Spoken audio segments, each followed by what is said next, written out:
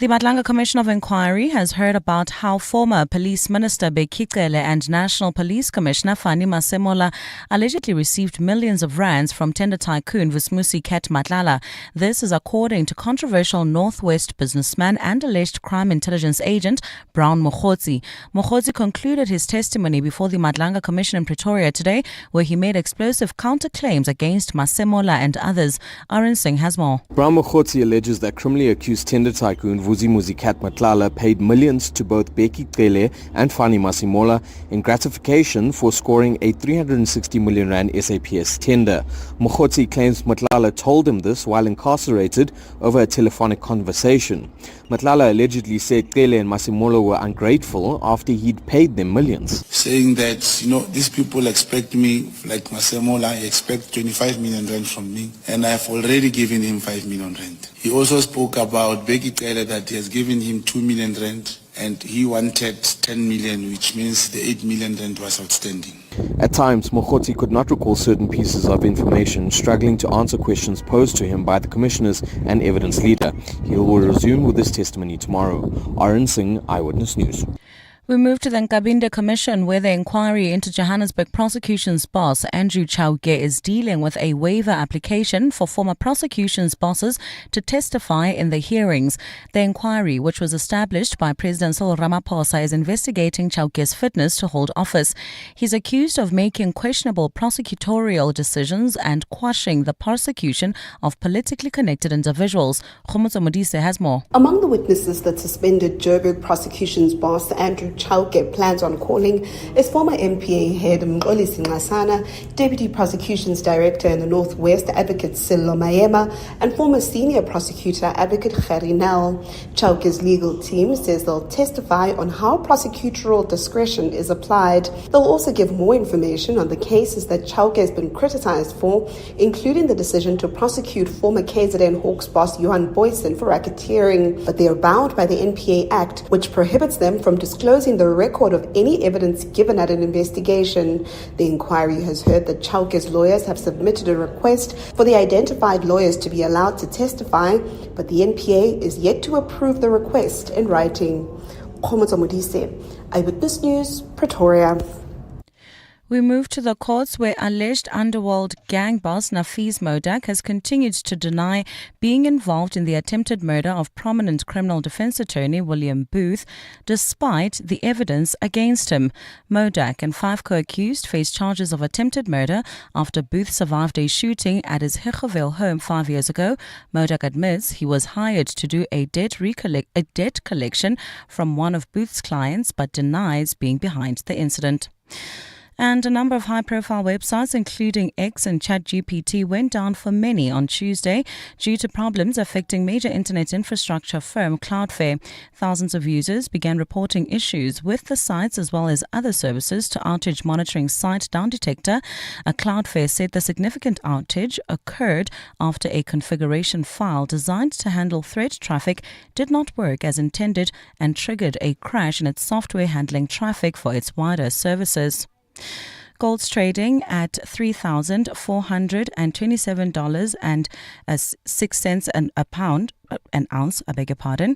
The rand's at 17.18 to the dollar, at 22.36 to the pound, at 19.86 to the euro. Brent crude oil at $63.86 a barrel. The top story in Eyewitness News this hour. The G20 Africa Expert Panel has proposed a fresh debt refinancing initiative for low-income countries where debt repayments threaten to undo development progress. EWN, in touch, in tune, and independent. For the latest, visit ewn.co.za or download the EWN app. EWN Traffic. Sunwood Park, Boksburg roadworks still causing heavy delays. This is on the N17 eastbound between Rondebolt and Carnival City. Also roadworks in the Alex Calvin area causing some delays. N3 South, this is between the Batoon Interchange and London Road. In Roodepoort, there's bumper-to-bumper traffic on the N1 in both directions between 14th Avenue and the N17 due to an earlier accident. Rivoli heading towards Soweto, Roodepoort, you can expect about a 30-minute delay on Main Reef Road between Nazareth and New Canada due to an earlier accident. And if you are heading into the Joburg CBD coming from the Germiston area, there's also slow-moving traffic. M2 westbound. This is between Heidelberg Road and the Crown Interchange, while in the Mother City. Baden-Powell Drive is closed off to traffic. This is between Niue and Oscar Mpeto Drive due to sand on the roadway. And there's slow-moving traffic on Nelson Mandela Boulevard outbound approaching Browning Road. If you come across any other traffic issues, please WhatsApp us on 072-702-1702. There's more EWN on air, online, and on the EWN app. And now, The Money Show With Stephen Grootes on 702. Let's walk the talk. The Money Show with Stephen Grootes is brought to you by ABSA CIB. ABSA is a registered FSP. Good evening. I'm Stephen Grootes, 7 minutes after 6. Welcome to the program. A bit of anticipation in the air, the B20 starting literally as we start talking to you tonight. The president is he is giving a big dinner for CEOs ahead of the G20. We'll hear from our reporter, Nakakanyo Mtambo, who is there for you today, the EWN reporter there. So looking forward to that conversation with her. Other events, of course, going on, and you do just get that sense that things now really are stepping up a gear ahead of the G20 over the weekend. And of course, you'll have a lot of coverage from that. We'll broadcast live from there through the weekend as well. Looking forward to the conversation with Telkom in just a moment. Nonkululeko Dlamini is the Group Chief Financial Officer of Telkom. They've had what seem to me to be pretty strong results, and they do seem to be eating the prepaid lunch of MTN and Vodacom. Also, I was at the big Bloomberg event this morning. This is the Bloomberg Africa business event. They were talking their summit. They were talking, Ronald Lamola was there. He was talking about the US boycott of the G20, but also an interesting question. Where would you invest R1 million? And let me put the question to you differently. How much of it would you invest in South Africa and how much offshore? If you've learnt anything from Warren Ingram over the years, it's that you do need to diversify. You don't put it all in one place, in one country. But how much of it would you invest in South Africa at the moment? Such an interesting question. Also, the Cloudflare outage. I'm sure you were affected by this in one way or another. At least one of the big South African news sites was down earlier today as a result of this outage. Now, when Cloudflare goes down, that's about 20% of the world's web traffic. It does seem to me that you can get into a position where, because of the way that economics works, because having one operator or one or two operators can make it cheaper for everybody, think Amazon Web Services, what that means is when one goes down, well, a big chunk of the web goes down. We'll talk through the economics of that with Duncan McLeod from Tech Central later. And Professor David Bach is the president of the IMD Business School. He's actually in town at the moment. He's in Cape Town, and we'll be talking about the role there. We'll talk about what CEOs need to learn as well. Looking forward to all of that tonight. You know the number, 011 883 0702 021 446 0567, and voice notes, of course, on 072 702 1702. The Money Show With Stephen Grootes, live on 92.7 and 106 FM. Streaming on the Prime Media Plus app. and DSTV channel 856. Bit of talk today about a story that was published in Daily Maverick this morning around the leader of the DA, John Steenhuisen. For me, there's sort of two big facts to the story. The one is that there was a default judgment against him for 150,000 rands worth of credit card debt. And I know arguments can go in lots of directions here. As a politician's sort of private finances, anything to do with the rest of us. Well, I mean, the Constitution says very clearly that if you're a bankrupt, you cannot be a member of Parliament. So I think already there's a kind of principle there. There would also, I think, be an argument that if you can't manage your own money, can you manage anyone else's? And then I suppose just the realities of our politics. If it were an ANC MP, what would DA people be saying anything about it or not would be one of the tests. The other big fact, which may, I think, come to be more important, is that, to me, still not fully explained firing of Deon George from the National Coalition, from the government. He was the Environmental Affairs Minister, removed very suddenly, it seems, at the request of the DA. They have the right to do that. It's the way the coalition works. They have a replacement there, Avili Okamp. And there's been a lot of commentary around it. And Deon George, I haven't seen him do any interviews. I know he's given one or two quotes to various media organizations, but I haven't seen more than that. But the suggestion in Daily Maverick, and I take it incredibly seriously, obviously I have my own relationship with them, is that it seems that Dion George, as the head of finance for the DA, had to request John Steenhuisen give his DA credit card back. Basically, the expenses couldn't be managed or whatever it was, and that would suggest then that he was mismanaging a DA credit card. Now, if it turns out, and I don't think we're at this point yet, but if it turns out that John Steenhuisen took action against Dion George and the coalition because of something Dion George had done in the DA, and possibly something that was done quite rightly because Steenhuisen couldn't manage his own money, well, then that, I think, is going to be a very important factor. And that might be the real story here, because that would really be a very interesting thing. I think it's too soon to say that at this point, but I'll be very interested in your view. 072 702 1702. The Money Show on 702. Monday to Friday, 6 to 8 p.m. Telkom saying today its headline earnings per share for the 6 months to the end of September up by over 16%. It saw a nearly 8% rise in mobile service revenue. Fiber-related revenue was up by 12%. Nonkululeko Dlamini is the Group Chief Financial Officer of Telkom. Nonkululeko, good evening, and thank you for your time. Your mobile business has great momentum. You increased your prepaid subscribers by 9%. Where is that growth coming from? Good evening, Stephen, and good evening to your listeners. Indeed, it's been a great 6 months for us as Telkom, where we have seen our performance reflecting the business generating quality earnings, and yes, largely coming from our prepaid strategy and linking to our data-led strategy. So if you look at the prepaid part of the business, it's been driving significant growth, and it's coming from us ensuring that we give good value propositions to our customers across the country. And that has helped to see the growth that we are referring to today. MTN and Vodacom have both reported lower revenue from prepaid customers. Are you taking customers from them? We've had a good run over a good 12 consecutive quarters, Stephen, indeed, where we've led the market in this regard. With better performance through and through. And again, it's a competitive environment, and the customer is always going to look to where there's value for money. And we think our value propositions have been good for our client base for us to get this outcome. Your revenue from fiber is up strongly too, and you've moved into that space quite aggressively. Are you expecting a lot more growth there? I mean, there's still a lot of the country that doesn't have fiber to the home. There are great opportunities to continue, and we've invested in fiber over a very, very long time, and we've got the largest footprint across the country. And for us, it's going to be how we make it available for all that require it and that can utilize it. So we do believe there are still opportunities to monetize more fiber across the country, Stephen. I mean, the big space obviously would be moving into township areas and probably after that rural areas. But I'd imagine there are plenty of ways to make money in that market.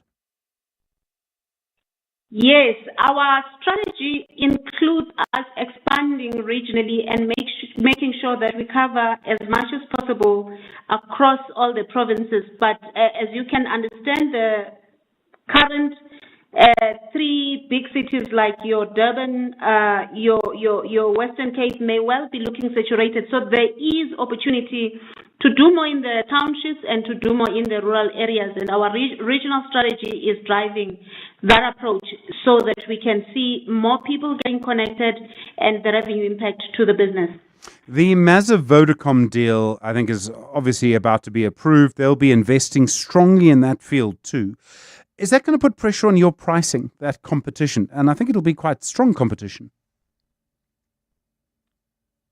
We have been watching that space, and I think from our perspective, we will continue to work to defend the market that we have. And yes, they would be implementing their own strategies to make sure that the massive deal carries forward. We will continue with our strategy for our own growth with the data-led strategy. And we do appreciate that, Stephen, it will continue to be a competitive environment and there could be impact from that deal. But we think we've got our own strategies to continue delivering our own growth. You have a task team that's been looking at the situation at BCX. It reported back. It's made some suggestions. Are you finally seeing some good changes there? I mean, you've given it quite a lot of attention. Absolutely. So if you look at quarter-on-quarter reported performance on BCX, we've seen remarkable improvement from the quarter one performance to quarter two. Much as the revenue went backwards by about 4.4%, overall we saw an improvement in margins at 9.9%. And really that has been driven by ensuring that they continue to look for revenue opportunities. But from the cost perspective, there's been a concerted effort to ensure that they deliver the revenue at the most efficient levels of cost. So there is a lot of work we're doing in BCX, and it's an integral part of the One Telkom strategy in terms of the client base that it has to serve. But again, if you look at BCX, I think we must also appreciate that the overall industry is going through various challenges. If you just look in general, the IT industry, and we are then focusing on how to ensure that we continue to grow in the spaces that we are operating in. I mean, you say in that sector, clients, so corporates, they're not investing in IT at the moment. I was a bit surprised because I think for many people, your IT network has to be competitive. Why are people not investing? Are they waiting to see what happens? I mean, are they waiting to see sort of which AI model or something takes over? Are they just taking a breath before they decide what to do next? Various corporates, Stephen, are going through the same processes we're going through in terms of cost optimization. So it's not only not investing, it's also trying to make sure they optimize their cost structures in each of the IT spend that they are driving. So that is showing impact. But you also will appreciate that there is a lot of economic impact on various corporates that is going to make them not to invest as much as they may well have done in the past or wished for. But also, I think the move that we are seeing in the IT space with the AI, the cloud, is changing the environment quite significantly and driving very different strategies in terms of how they invest, where they invest, and how much they invest. Nonkululeko Dlamini, thank you very much indeed. The Group Chief Financial Officer of Telkom. 702. 702. Stephen is on the Money Show. 6 to 8 p.m. 19 minutes after 6. Well, Sandton quite busy tonight. B20 formally kicking off. At the same time, the President Cyril Ramaphosa hosting CEOs at a G20 outreach program. Nokukhanya Umtambo is the EWN reporter at that event this evening. Nokukhanya, good evening. We can see how much interest there is in all of the business events in Sandton tonight. I imagine there'll be quite a few CEOs for the President. They certainly are. Good evening to you, Stephen, and to our listeners as well. The President, in fact, Stephen, even before we get to this particular event, has had quite a jam-packed program today on his diary. He's been to the opening of a mine. He's received the Africa expert panel report when it comes to the issue of debt on the African continent. So he really has had quite a busy day, and it seems a lot of that really is just touching base with the corporate sector. And just as you've rightfully mentioned, we've got the CEOs in this particular room here at Investec, just down the road from our offices. We've got, the financial services sector CEOs from there. The banking sector, we have Mr. Kenny Fisher from ABSA. We have Kumesh Mudlia from Investec. We have Kodisi Jonas, who is a good friend of the show, in fact, who is our special envoy to the U.S. So really quite the mix as well, Stephen, in terms of the different industries that are represented within the corporate sector who are here. They've all just come into the room now. I think the only person we're really waiting for is the man of the hour, President Cyril Ramaphosa. Like I said, because he's had such a busy day, we are expecting him to run a little late. But the minute they do let him into the room as well, that program will get underway. Do we know what he's going to be focusing on? I mean, I've been fascinated, Nokukhanya, by how the government he leads has been getting a lot closer to business in the last few months. We see a bigger role for the private sector in providing what were previously government sectors, or just kind of helping out, whether it's Eskom or Transnet or whatever, than we've really seen ever before. Yeah, I had a conversation with some of the people in the room, Stephen, just trying to get a sense about what this working dinner is going to be about and what's on the agenda. And from what I gathered, it really is just trying to drive investment. It's investment, investment, investment.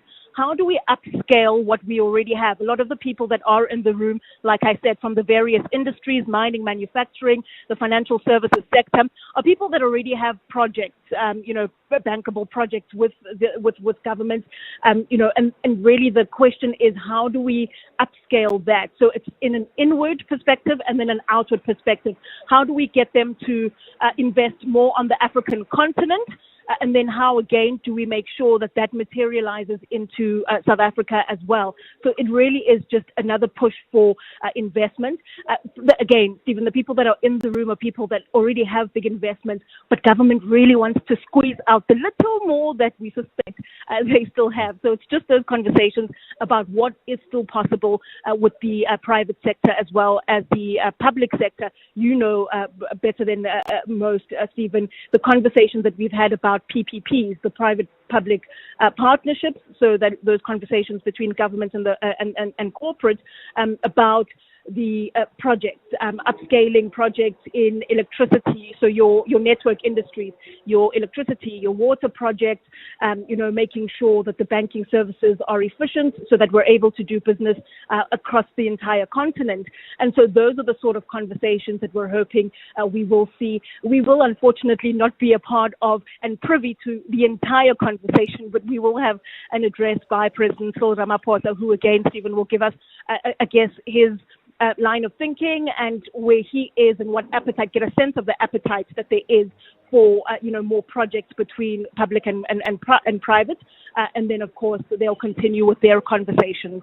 Noko Kanyamtambo, thank you very much indeed. The EWN reporter at that event at Investec tonight with the CEOs and the President. Looking forward to your reporting as we go through the evening together. So we have the B20 kicking off. There's the event with the President. Earlier this morning, I was at the Bloomberg Africa Business Summit, and the International Relations Minister, Ronald Lamola, he was there. He came out pretty strongly against the US boycott of the G20.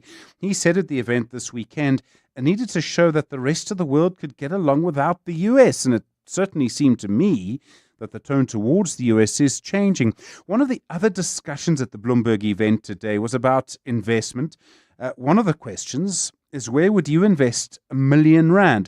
It's a fascinating question if you think about it. If you had R1 million to invest right now, which part of the world would you put it in? Which sector would you put it in? One of the panelists was Chantal Marx, the head of research at F&B Wealth and Investments. I asked her where she would invest R1 million.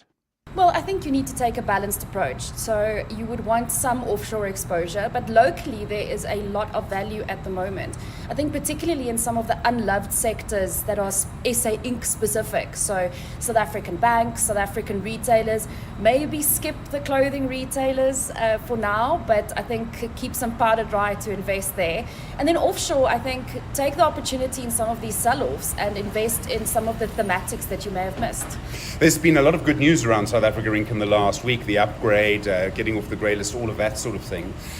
If that continues, presumably you do want to have quite a lot of exposure to South Africa at the moment. Yeah, absolutely. So I think that you're seeing the positive news reflected in bond yields that have come down rapidly, and you're seeing it reflected in the rand. You're not seeing it in South African equity prices, perhaps in some smaller pockets, but the overall SA Inc. theme still is very under-owned and looks very cheap. There are two letters missing from this entire conversation. The one is A and the other is I. You're not going to put your money there for the moment? Yeah, so I think that this corrective sell-off that we are seeing right now will offer us opportunities over time. I wouldn't want to be in unprofitable tech, so no pie in the sky for me, thank you very much. But I think that there will be opportunities, perhaps on the periphery as well. Companies that are difficult to displace. I'll look for something a little bit more diversified. I think in the Mag 7, something like Microsoft and Amazon and Alphabet stands out for me. I'm a little bit skeptical that the chips, for example, that we're using today are the stuff that we're going to be using in 40 years' time. Chantal Marx there, the head of research at F&B Wealth and Investments. I was speaking to her at the Bloomberg Africa Business Summit, or more accurately, in the doorway of the Bloomberg Africa Business Summit. The Money Show. The markets. 25 minutes after 6 the time. Ryan Hill is head of fundamental sales at ABSA CIB. Ryan, good evening to you. Let's start with Telkom, and certainly it seemed to me to be quite a strong update. Yeah, thanks. Evening, Stephen. Indeed, the market quite liked those numbers. Stock ended up about 2%. I think operating profit tracking quite well ahead of consensus, and it's likely that we might even see some earnings upgrades come through from the consensus for FY26. In fact, I think the other big positive was the fact that their mobile growth was much higher than the market was expecting. In fact, it appears to have been underpinned by what looked like double-digit data revenue growth, which was quite well ahead of their peer group as well. So yeah, market quite happy about those numbers. And it seems, particularly with mobile revenue, it seems to be very consistent. In the prepaid space, they've been building on this for quite a long time. I know, surprisingly so, right? Especially in the context of the other operators that appear to have slowed down quite meaningfully. So it might be that there's some base effects involved, but there could also just be, perhaps consumers are attracted by some of the offers on the display out there at the moment. A big sale by the Ackerman family of Pick n Pay shares overnight. Obviously, that having an impact on the share price, but they're sort of paring down their holding. I mean, in terms of control, they're down to, I think, 37% now. Yeah. Look, again, I think the market's potentially going to take this in quite a positive way over time, simply because you've got enhanced liquidity available in the stock now.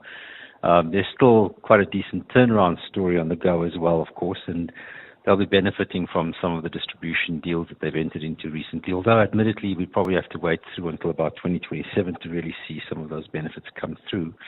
The stock did close down, as you say, about 6%, but interestingly, that's actually off the lows of the day.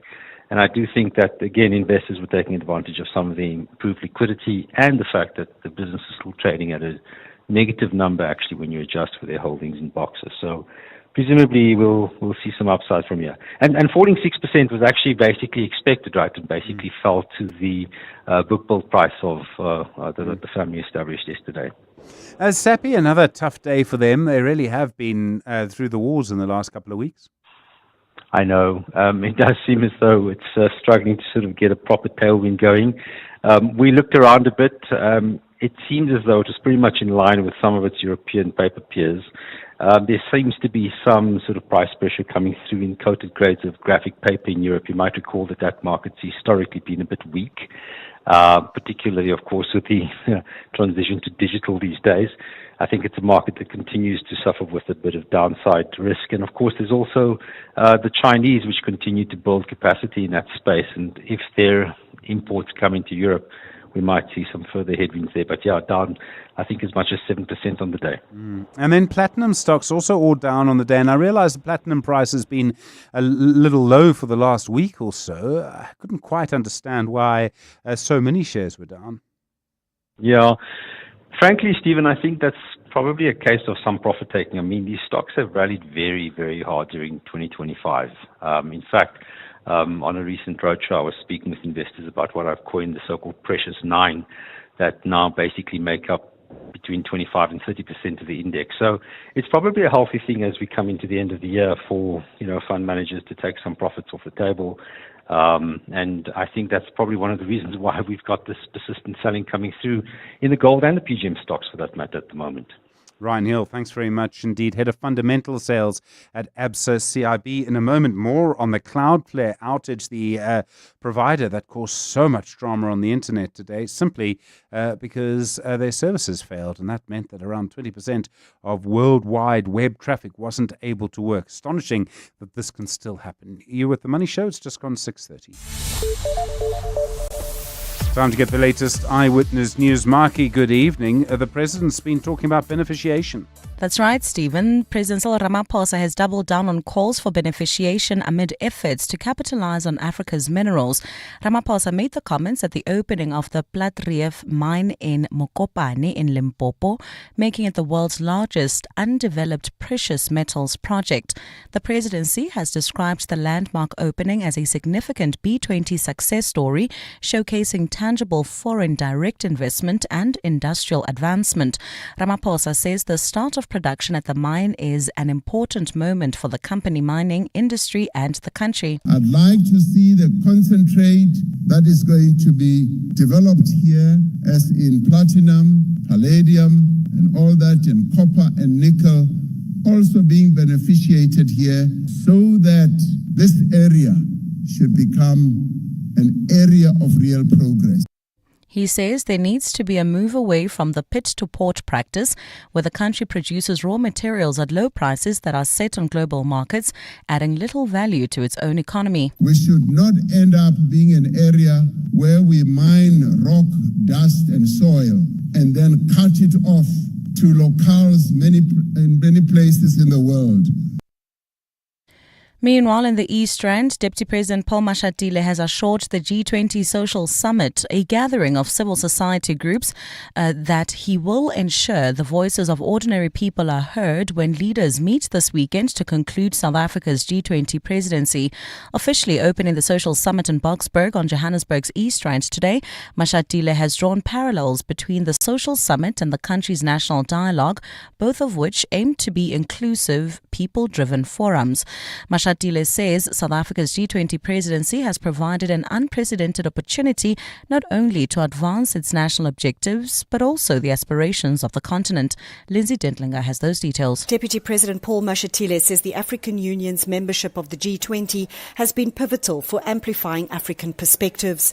He says the Global South is increasingly asserting its voice that development should be inclusive, focused on people and driven by the youth. Africans are not merely passive recipients of aid or policy, but active agents of innovation, enterprise, and governance. This is only the second G20 Social Summit after being introduced by Brazil when it hosted the bloc last year. We must acknowledge its importance as a forum that will guarantee that international leaders receive direct input from the people prior to making significant decisions. Over the next 2 days, the Social Summit will grapple with issues of digital inclusion, climate justice, trade and sustainable finance. Lindsay Dentlinger, Eyewitness News, Boksburg. The DA's Bronwyn Johnson is expected to be elected as the new mayor of the George municipality at its council meeting later this week. DA Western Cape leader Tertius Simmers made the announcement in George today. Johnson is the town's deputy mayor and will be taking over the reins from Jackie van Brandes, who will now become the party's chief whip in council.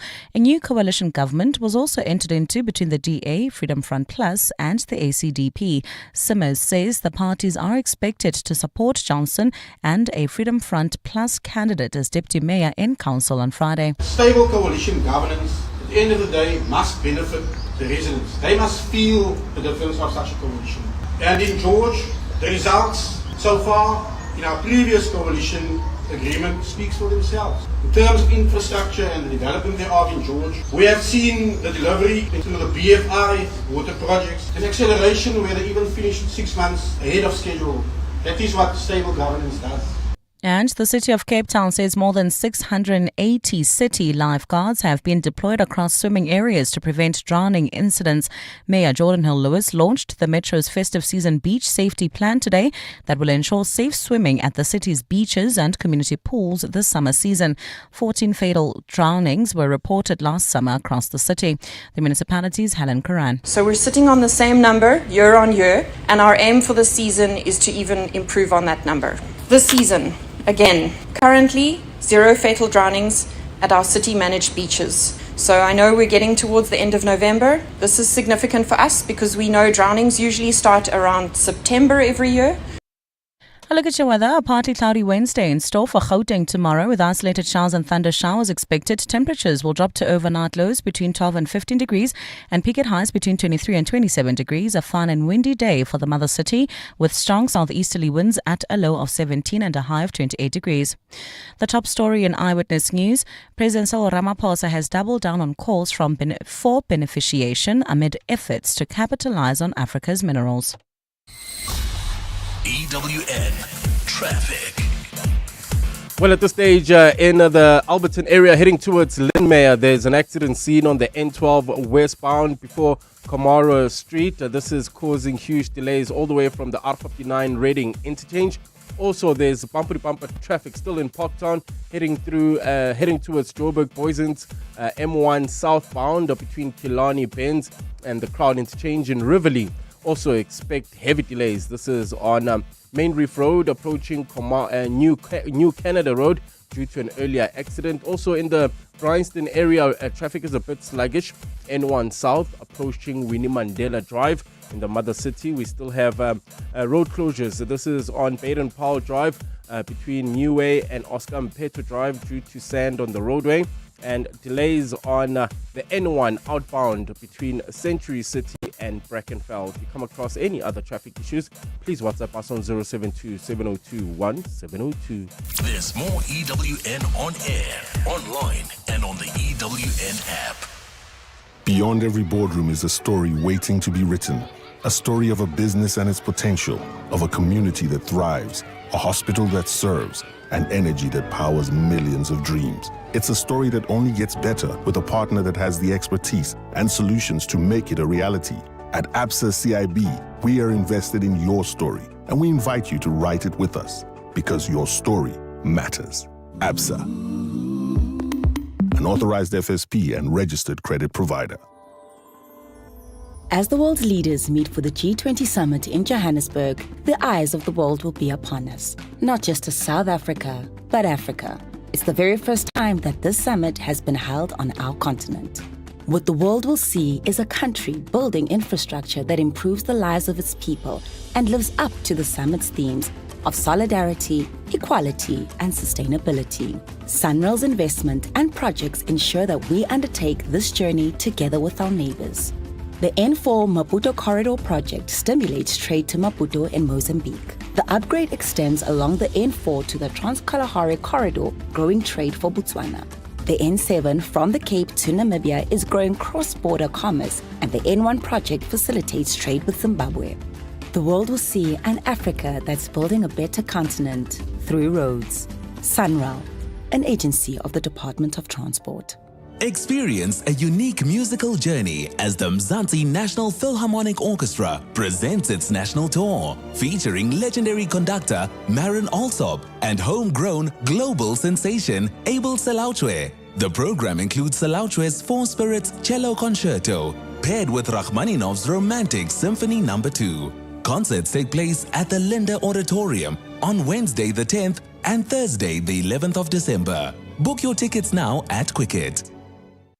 WhatsApp Stephen on 072 702 1702. Well, obviously, very interesting questions about at what point is a politician's personal business and particularly their finances personal, and what point is it not? And I know it's a conversation that we'll have for a while, and it'll go away and it'll come back, and I'm sure we'll have it again. On that sort of point, though, I noticed that Malusi Gigaba, currently an MP for the ANC, I think he's a member of the National Executive Committee. He's also the chair or co-chair of the Standing Committee on Defence. He was finally formally charged today. I think the Palm Ridge Magistrates Court, joining some other people. Brian Molefe was one of them. Siyabonga Gama was another, related to the locomotives tender at Transnet. And there's still so many issues that come out of that. But finally, he's facing criminal charges. I know he denies wrongdoing and always has done, including at the Zondo Commission. There were findings against him. The reason I bring it up is quite a few things will happen now. The one is I think he'll have to step back down from his some of his positions. I don't know what will happen to his status as an MP. He might well have to step down from his position as on the NEC of the ANC, and I think that's going to be quite interesting. But slowly you do get a sense that more and more cases are being enrolled by the NPA. I know there's a lot going on in the NPA at the moment. And so more and more we are seeing, hopefully, people being told that they do need to be held accountable, need to answer questions about what happened. EWN Sport. Okay, so Lekele, I know your lead is about the Springboks. I notice you're not wearing red. Neither am I. I'm not sure if there's any red in what you want to tell us about them. Not yet, but Not give me yet. time. And there's got to be a hearing at some point. We're starting with some good news first, Stephen. That's because Peter Steph du Toit, Malcolm Marx and Oxenchair have been nominated for the World Rugby Men's 15s Player of the Year, while Ethan Hooker is shortlisted in the Men's 15s Breakthrough Player category. The winners will be revealed on Saturday, while the Dream Team will be announced on the 25th of November. At the same time, assistant coach Mzwandile Stick believes that referees are not treating the Springboks fairly. That follows 2 red cards in as many weeks on their November tour.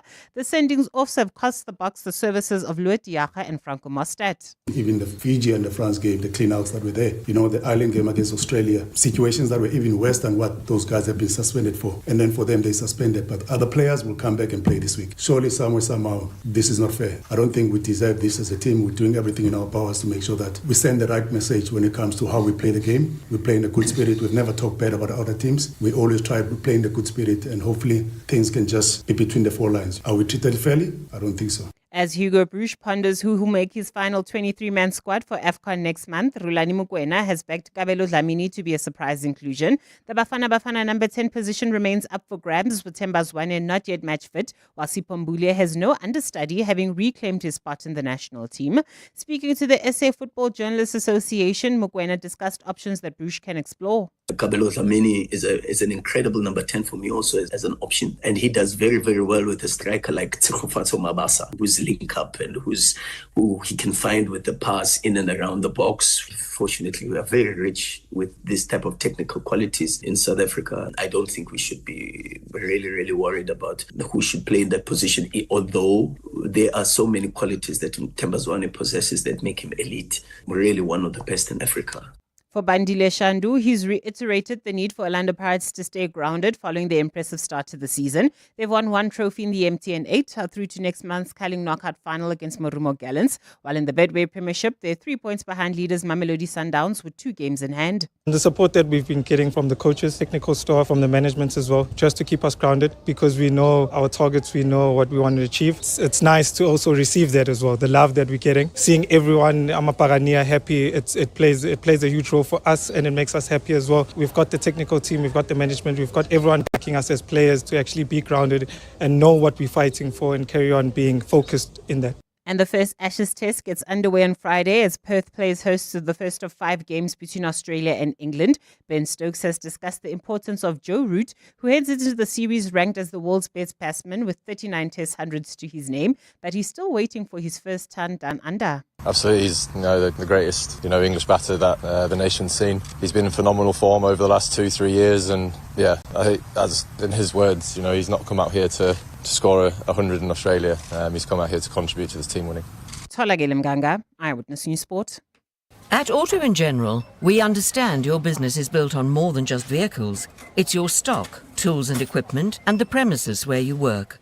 Auto in General Business Insurance is designed for businesses like yours, protecting your assets against fire, theft, storms, and other unexpected events. To protect your livelihood, visit autogen.co.za and get an obligation-free business insurance quote.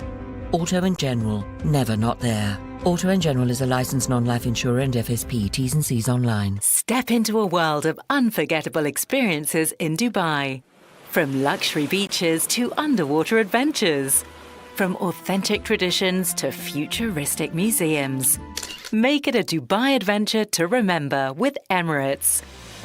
Fly to Dubai from one of 3 gateways in South Africa. Start your holiday the moment you board with delicious regional meals, complimentary drinks, and up to 6,500 channels of entertainment. Fly Emirates, fly better. 702 was in conversation with Nedbank, discussing all the insights, opinions, and expectations of the B20 summit. So what the B20 does is it's a summit that happens before the G20 where business element to assist with policy initiatives is discussed and some consensus is driven and obtained through that space. For example, on the energy space, we were trying to get some consensus of how the world should use the sustainability model, what can we do in terms of empowering or powering the world, the climate crisis, all those agendas, and bring a business element into that so that when the policymakers eventually do meet and the heads of states, it's well tuned in and of course it helps make it policy into a reality. To hear the full lowdown, visit primemediaplus.com. Brought to you by Nedbank, proud sponsors of the B20 Summit on 702. Nedbank is a licensed FSP and registered credit provider. 702 with Stephen Grootes. Email him on stephen@702.co.za. A quarter to 7. Well, I don't know if you're going to dream of hitting the refresh button on your browser like I think I am tonight, simply because you can't get to the news site or whatever it is that you're trying to get to. Most of it because of something that happened with Cloudflare, which is a service that provides services to websites. Some of the big sites were down. No Daily Maverick was. X was unavailable in some places. ChatGPT was unavailable in other places. To depend sort of on where you are. As always when this happens, we learn quite a lot about how the interweb actually works. Duncan McLeod's founder and editor at techcentral.co.za. Duncan, good evening. Cloudflare, I mean, it's a big company. I think they manage 20% of global web traffic. I mean, how could they let this happen? It's a very good question, Stephen, because this is the company that many websites turn to provide stability. They market themselves as a cloud infrastructure company that really helps stabilize internet services. So these things are not supposed to happen, and this incident is a big one, and it's been going on for several hours. Hasn't been fully resolved yet, though most of the websites that were impacted are back online. Cloudflare is still saying that they are experiencing issues that they're dealing with. They haven't disclosed what caused this problem yet. I think a lot of people are interested in knowing what happened.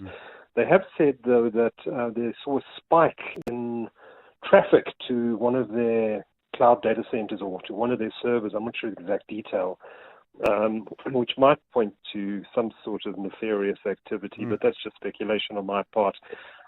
We should have a full incident report hopefully by tomorrow, and hopefully we'll get a better view on whether this was an internal employee pressing the wrong button and deploying some software into the Cloudflare infrastructure, or whether there was something more nefarious at play here. And we know that increasingly governments are playing in this space, and the concern is that there could be a nation-state actor behind this sort of thing. But that's all speculation at this stage. We should have a clearer picture by tomorrow of exactly what happened, what caused this incident. If you don't use Cloudflare, are there many competitors? What I'm looking at, Duncan, and I know it's quite a strange question, is how concentrated is this industry?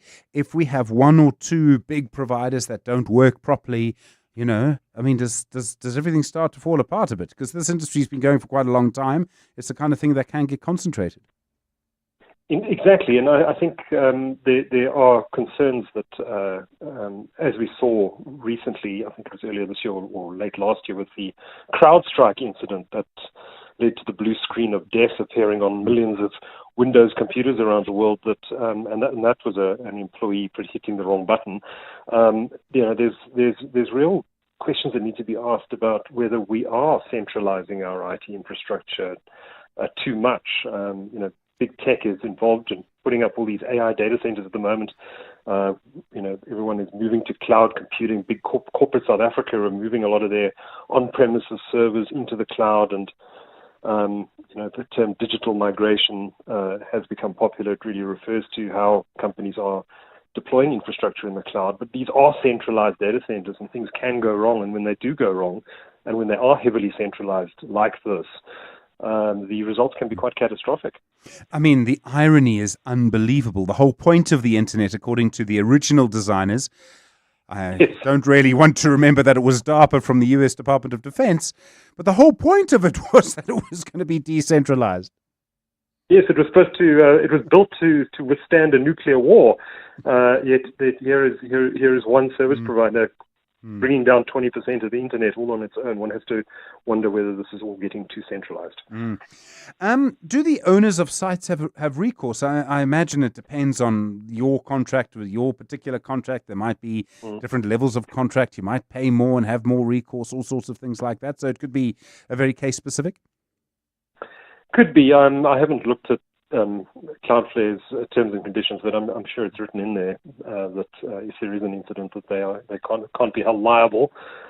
Certainly, I think for most websites, there will be no recourse. Maybe if you're a very, very large customer that pays them a huge amount of money, maybe there's some recourse. Maybe your terms and conditions with them are different to most people, but generally speaking, no, I don't think there'll be any recourse.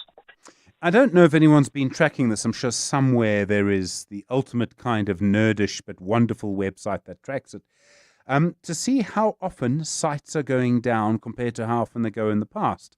If there were high levels of concentration, it may happen less often, but each time it happens, it affects more sites. Yeah, I'm sure someone is tracking that somewhere. I haven't seen the data myself, but it'd be interesting to see it for sure. I don't know the answer to that question. Duncan McLeod, really appreciate the time. Thank you. Founder and editor at techcentral.co.za. So many interesting questions that come out of all of this. And I imagine it's going to be quite a tough day at Cloudflare. Since December 2024, South Africa has proudly led the G20, guided by a powerful theme: solidarity, equality, and sustainability. From the heart of Africa, we're bringing fresh voices and bold ideas, united by a commitment to build a future where no one is left behind, where economies grow fairly, and where our planet's health guides every decision. South Africa's G20 Presidency 2025, together shaping tomorrow. This message is brought to you by the Department of International Relations and Cooperation. Take your leadership to the next level. Wits Business School, in partnership with France's top-ranked Kedge Business School, is launching the Wits Kedge MBA in Global Executive Leadership, a powerful new program designed for senior leaders ready to think globally and lead with impact. Join the online information session on the 20th of November at 5:30 p.m. to discover how this world-class MBA can transform your career. Register now at wbs.ac.za. That's wbs.ac.za.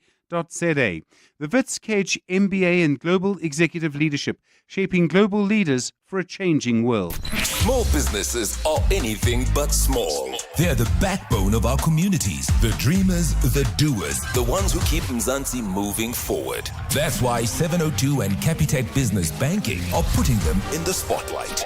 Every Thursday between 6 and 8 p.m., catch Small Business Focus with Capitec, where we showcase the hustle, heart, and the secrets to thriving in today's economy. Your vision matters, and with Capitec, you're never building it alone.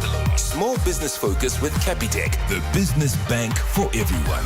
Thursdays between 6 and 8 p.m. on 702. Capitec Bank is an authorized FSP 46669.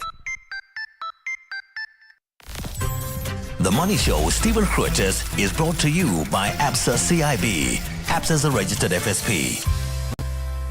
7 minutes now to 7 the time. Well, the B20 starting tonight, the G20 itself on Saturday. We've got the tariffs imposed by the Trump administration. Geopolitics suddenly becoming, well, more and more important to anyone running a business. Professor David Bach is the president of the IMD Business School. They've got a big innovation hub in Cape Town. He's also Neste Professor of Strategy and Political Economy. David, good evening. Thanks for your time. I know it's a busy trip. The geopolitical pictures got so complicated so quickly. How much harder is it now for a CEO to try and navigate all of this?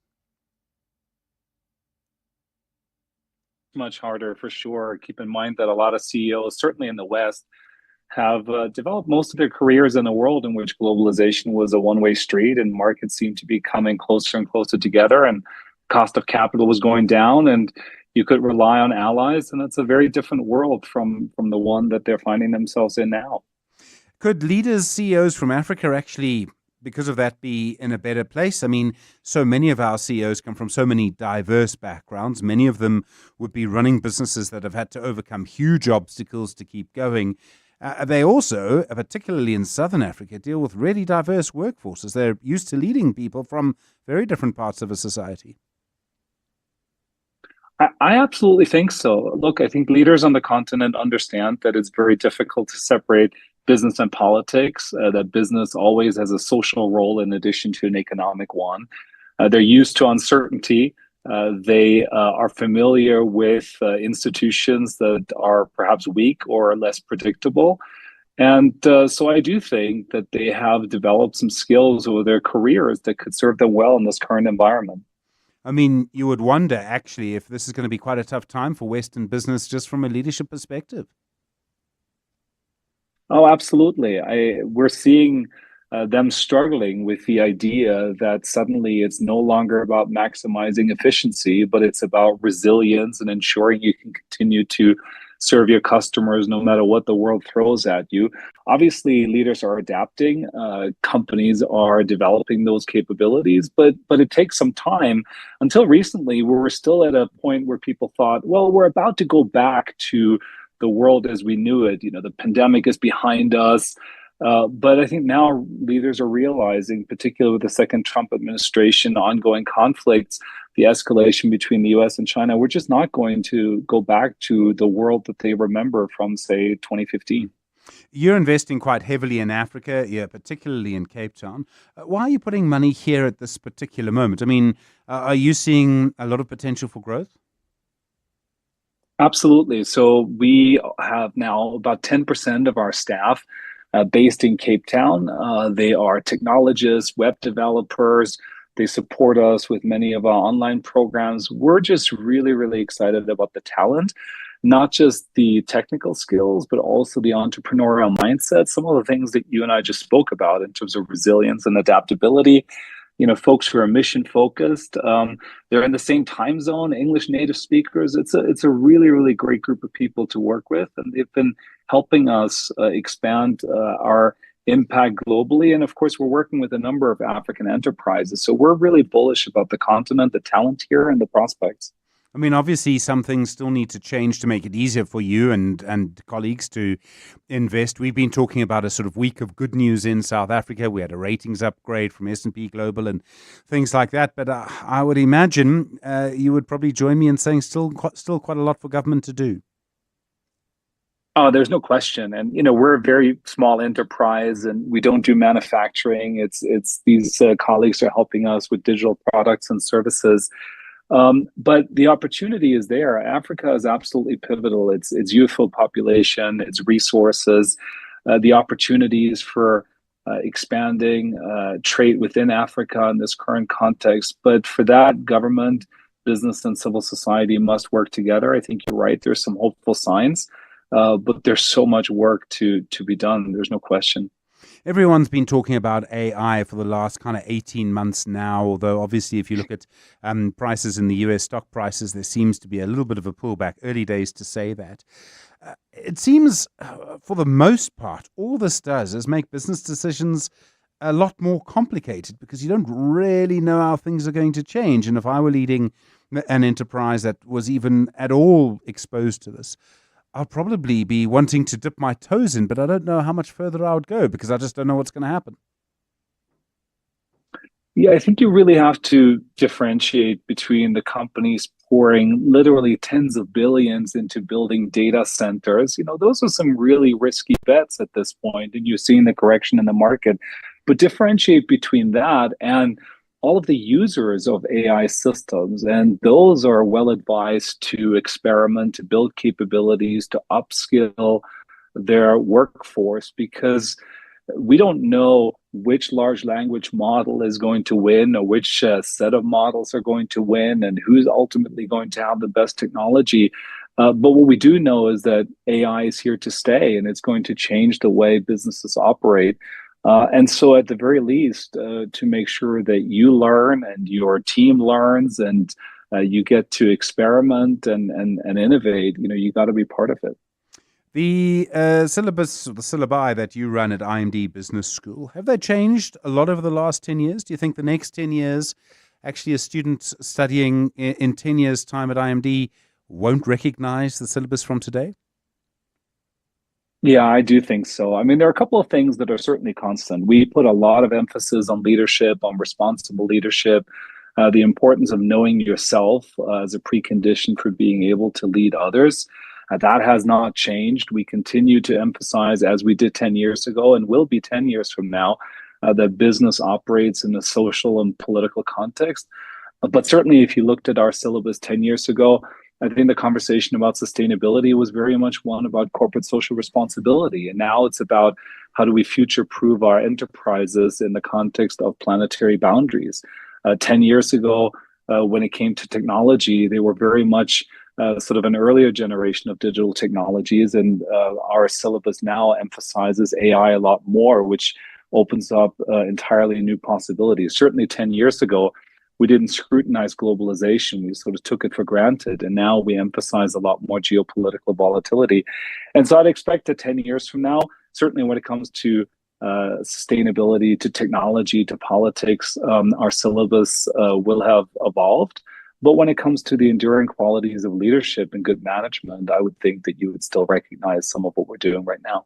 Professor David Bach, thanks so much. President of IMD Business School at 7 o'clock. This is EWN. Good evening, I'm Kimolapo. The G20 Africa Expert Panel has proposed a fresh debt refinancing initiative for low-income countries where debt repayments threaten to undo development progress. Many countries, including some on the African continent, anticipate a peak in their current debt obligations over the next 5 years. This pressure is now causing a development crisis. The proposal of a debt refinancing initiative is part of recommendations in the Africa Expert Panel report, chaired by former Finance Minister Trevor Manuel. Nugukanya Mtambo has the details. Unlike the debt service suspension initiative, this proposal would focus on refinancing rather than rescheduling debt obligations. The Africa Expert Panel says its implementation could take several forms, including creating a funding body like the Jubilee Fund or using concessional resources to buy back expensive debt. South Africa set up the Expert Panel in a bid to address the debt crisis, especially on the continent. Chairperson Trevor Manuel. Part of the recommendations of the panel would be that you can set up a system that allows countries to apply for a special fund created from this goal just sitting in the vaults of the IMF. President Cyril Ramaphosa received the report from the expert panel today. It's good to hear Trevor now say that there is a hoard of gold in the IMF, which they acquired at $50 an ounce, with the price of gold being 4,000. It means it's a lot of money. The report admits that countries might be hesitant to participate, but says the fiscal space created and the fact that the refinancing would target countries that borrow little from private creditors would make participation appealing. Nugukanya Mtambo, Eyewitness News. In the National Assembly, members of Parliament's ad hoc committee investigating allegations of police corruption have clashed with witness Mary de Haas. This after the crime expert refused to reveal the names of her sources. MPs grew frustrated with de Haas after she gave them information received from sources but refused to divulge their names. De Haas has been giving evidence before the ad hoc committee after witness evidence that she influenced Minister Senzo Mkunu's decision to disband the political killings task team. Babalandenza has more. Mary de Haas gave evidence today where she alleges that the PKTT had allegedly abused its powers and fabricated evidence. She says some of the information related to intelligence came from confidential sources that she refused to divulge. She says the Madlanga Commission is better positioned to interrogate the information because it has the expertise and Parliament doesn't. I cannot reveal a source of somebody who might get killed for telling me. This led to angry responses from committee members accusing her of undermining Parliament. MK Party MP Sibonelo Nomvalo. But what we have noted here is the highest level of arrogance of high note, and there is an attempt to reduce the credibility of this committee. But Action SA MP and committee member Darlene James says she doesn't see what value de Haas's sources would add, and she only wants to know her reasons for calling for the PKTT to be disbanded. Babalo Ndanza, Eyewitness News, Parliament. Ekurhuleni councillors are deliberating on a proposal to suspend some senior municipal officials implicated at the Madlanga Commission of Inquiry. The city convened an extraordinary council meeting this afternoon to address revelations of corruption within the city's Metro Police Department. At the centre of the allegations is suspended EMPD Deputy Chief Julius Mkhwanazi, who is accused of unlawfully signing agreements with a company owned by alleged criminal Vusmusi Kat Matlala. It's further alleged that Mkhwanazi was protected from accountability accountability by certain senior officials. Mayor Dr. Tlhakaza says since the implicated individuals are senior officials and not political leaders, disciplinary action against them must first be approved by council. Sometimes, we are viewed as delaying, but we have to ensure that we follow all those processes, because if we don't, we stand to jeopardize, those cases. We are just using this platform also to educate the public who want action and action like now, that we're not able to do that without following the processes. Alleged underworld gang boss Nafiz Modak has continued to deny being involved in the attempted murder of prominent criminal defense attorney William Booth, despite the evidence against him. Modak and 5 co-accused face charges of attempted murder after Booth survived a shooting at his Hegervale home 5 years ago. Modak admits he was hired to do a debt collection from one of Booth's clients, but denies being behind the incident. Carlo Peterson has more from the Western Cape High Court. One of Nafiz Modak's co-accused, Jacques Grunier, was arrested for allegedly threatening a former state witness who can only be identified as Vali during a debt collection. Grunier was arrested in April 2020 for violating a protection order granted to attorney William Booth on behalf of Vali. State prosecutor Greg Vormerans used evidence to show co-accused Zane Killian started pinging Booth shortly after Gronier's arrest. And we also saw Booth's involvement that ultimately also led to the arrest of your man Gronier on the 2nd of April. Then suddenly we see an explosion of pinging on Booth. Modak is set to return to the dock tomorrow for his cross-examination to continue. Carlo Peterson, Eyewitness News, Western Cape High Court. And the government employees medical scheme has announced that member contributions for next year will increase by a weighted average of 9.8%. According to reports, GEMS, which has more than 2 million beneficiaries, says the move is necessary to ensure its long-term sustainability. However, the Public Servants Association and the Federation of Unions of South Africa, as well as its public sector affiliated unions, have rejected the GEMS's proposed increase. The association, which represents at least 245,000 current and former government workers, slammed the increase as a reckless move that will devastate the financial stability of hundreds of thousands of public servants.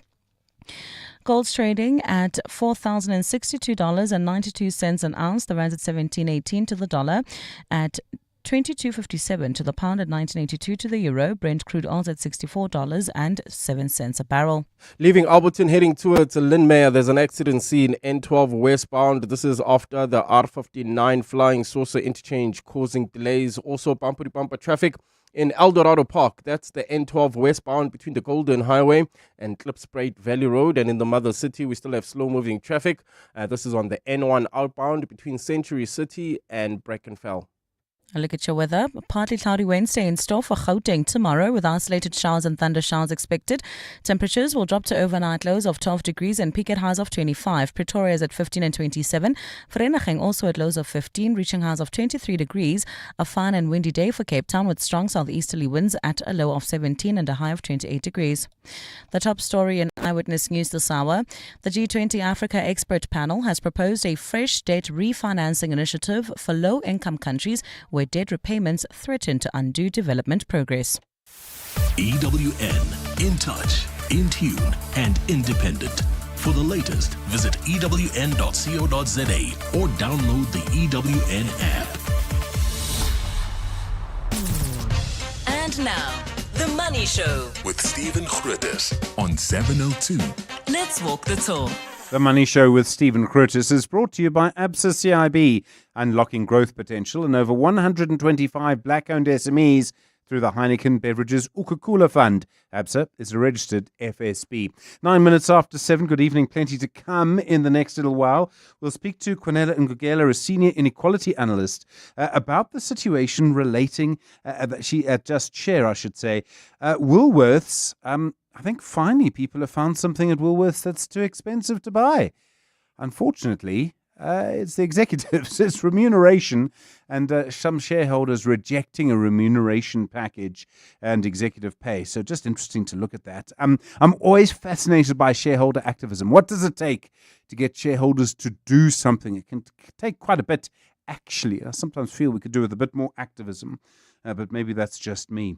Dr. Rotendo Ndingwi, we'll hear from him with Africa Focus in a moment, and then also looking forward to speaking to Warren Ingram this evening, talking about sports betting tonight in personal finance.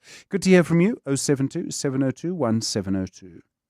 The Money Show with Stephen Grootes, live on 92.7 and 106 FM, streaming on the Prime Media Plus app and DSTV channel 856. Well, we've had a lot of good news over the last few days. There was a positive medium-term budget policy statement, the ratings upgrade, all of it. And if you speak to people in the kind of top 1% of the economy, they're all feeling quite chipper.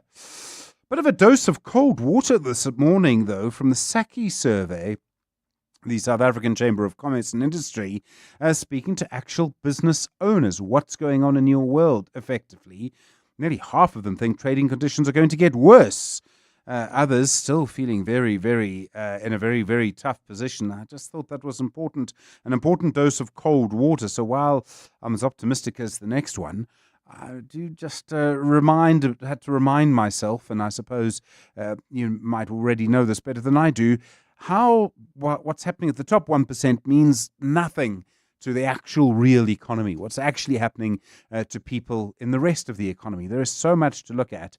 And yes, there's good news. Yes, a ratings upgrade will be good news for all of us in the longer run. That longer run can feel like a very long sometimes. Yeah, I do think there's still so much more work to be done in our economy. 11 after 7. 702. Stephen is on The Money Show. 6 to 8 p.m. Well, again, we see shareholders pushing back over executive pay. This time at Woolworths, 37% of those who could vote in their AGM said no to the executive pay policy. Quanele Ngogela is a senior inequality analyst at Just Share. Quanele, good evening, and thanks for your time. I mean, how often does this kind of thing happen? How often are we seeing shareholders just saying no to something? Good evening, Stephen. Thank you very much for having us. About the first question, currently, this is a trend that we have been observing, particularly at the listed entities. We usually track the top 40. So over the years, we have been seeing shareholders pushing back, voting against both the remuneration reports, remuneration policies. I should say that not hitting the requisite threshold of 75% which requires such resolutions to pass. It has been a trend and it has been ongoing. Is it usually executive pay? I mean, that's the issue that gets all the headlines, but are there other things that people rebel against? We saw, I think it was a Barlow World, but we've seen one or two others that aren't always executive pay. No, it depends on case by cases, but the executive pay remains like the key issue, if I may put it that way. Because remember, these votes often focus directly to the remuneration policy and its implementation, and a large or material portion of such policies and their implementations relates to the executive pay. But also in this instance, one can say the investors or shareholders might be also registering their dissent with the remuneration governance of the company. But increasingly, Stephen, there's an issue of pay fairness and accountability, So what we are actually seeing, or from our side, we think this generally revolts. This revolt reflects a broader trend in which shareholders use their non-binding votes, because remember, currently their votes are just advisory. They remain non-binding. But I think they were exercising their votes to encourage discipline, particularly on how the boards manage executive pay, which is a key issue as I've alluded before. When shareholders do this, I mean, I understand that the board had sort of tried to engage with shareholders beforehand. Is it usually kind of organized? I mean, are shareholders organizing themselves? Should they be a bit more organized, perhaps? I think, Susan, there remains no transparency on how these engagements take place, because in some instances, they will say that they will engage the shareholders. If, who, when, and how, you would never get to know that, because there is like a gray area on remuneration governance on that, because all we know, or at least for the last few years, remuneration governance was governed at least by the King 4. Now we know we're having the King 5, the one that has been recently introduced. Now, it just says if you do not hit that 75% vote for the remuneration report or the implementation report, you must engage. If you engage, how, when, whether in the room or you just tell shareholders to write, which is the case now. Wula said shareholders must write, So one wouldn't really gauge whether or not shareholders are actually organizing themselves, particularly big institutional investors. However, from our as activist shareholders, we have been trying to ring the bell, particularly on issues relating to pay fairness, where we have been saying that at least asset managers, asset owners should rather hold boards of these companies accountable for the excessive executive pay. When you are comparing it, Stephen, with the salaries of those workers that are at the bottom of the pay scale, what you would find out is that these gaps are stuck, and sometimes, in most cases, these remuneration pays are not linked at all to company performance. Well, isn't that the thing? I mean, if a company's very successful, and I could give you examples if I needed to, no one says I'm unhappy with what the Capitec CEO is getting or what the ShopRite CEO is getting. It's when a company's not performing. Woolies is doing okay, but I mean, clearly shareholders feel it could be doing better.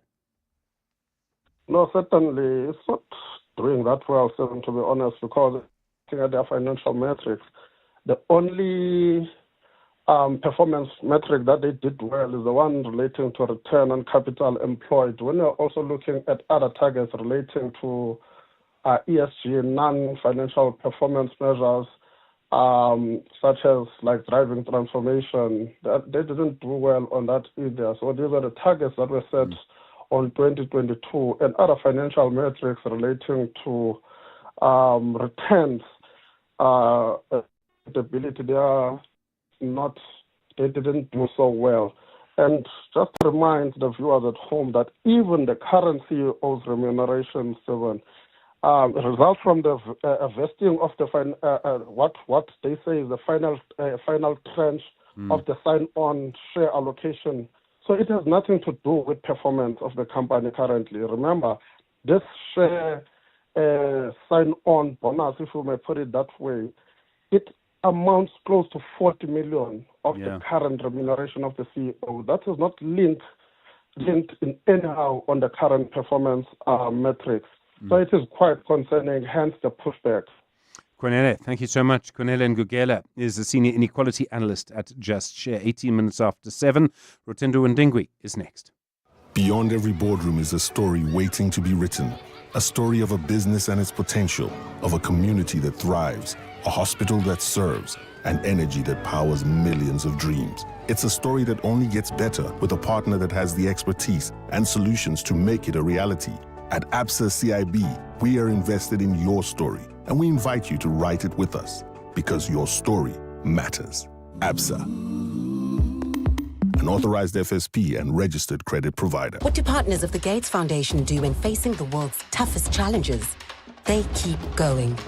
From discovering a plastic drape that helps detect excessive postpartum bleeding faster, to developing better bed nets to kill malaria-carrying mosquitoes, to researching an RSV vaccine that could save hundreds of thousands of children. For every problem, there are people who prove that progress is possible. The Gates Foundation, partners of human potential. Learn more at gatesfoundation.org/keep going. Zinzi, the Gen Z. Word on the street is you sold your car. Yes, and I needed a glow up. Hashtag no hustle, no hassle. So wait. The influencer got influenced by We Buy Cars. Oh yeah, no, absolutely. And they came to me. They checked the car, they gave me an offer. Oh, and they paid me immediately. Easier than an Insta Live, without the weird DMs at 2 a.m. I didn't understand half of the things you just said, but hey, We Buy Cars. Geared for the glow up, geared for you. Dreaming of a tropical escape? World Leisure Holidays has your ticket to paradise with exclusive getaways to the Indian Ocean Islands. From the beaches of Mauritius and the Maldives to the charm of Madagascar, Seychelles, Zanzibar, and more, your dream destination awaits. Take advantage of early bird specials and pay stay offers. Call 011-285-2500 and mention 702 for a mystery discount. Or follow us on social media or contact your nearest travel professional. Start planning your escape today. T's and C's apply. Durbanville Hills pairs perfectly with sunsets, your favorite playlist, and your favorite people. Durbanville Hills pairs really well with your December Friendsmas party. It pairs perfectly with every story. And right now, when you buy any 2 bottles of Durbanville Hills from participating retailers, you could win a 5,000 Rand voucher. Durbanville Hills pairs perfectly with every story. Not for persons under the age of 18. T's and C's apply. The Money Show. Africa Business Focus. Africa Business Focus is brought to you by Herbert Smith Freehills Kramer, a global legal powerhouse. Dr. Rotendo Ndingwe is the founding director at Tribe Africa Advisory, author of the book Rumble in the Jungle Reloaded. How's it, Rotendo? Good, Stephen. Dangote is signing a deal with Zimbabwe. It's a 2,000-kilometer pipeline from Namibia. I mean, there's so much potential here. Yeah, very interesting. Out of all countries, Zimbabwe, but we've seen that Aliko Dangote, the billionaire one of the big billionaires of Africa, has been making key investments in Namibia, Ethiopia, Ghana, and now he's focused on Zimbabwe. He was there last week and invested in a $1 billion US dollar project. This is a pipeline of 2,000 kilometers from Walvis Bay, and it's also related to infrastructure that will produce fertilizer, energy and cement. Zimbabwe itself has also been in the headlines for positive things. A few months ago, Stephen, it was rated one of the top tourist destinations by Forbes.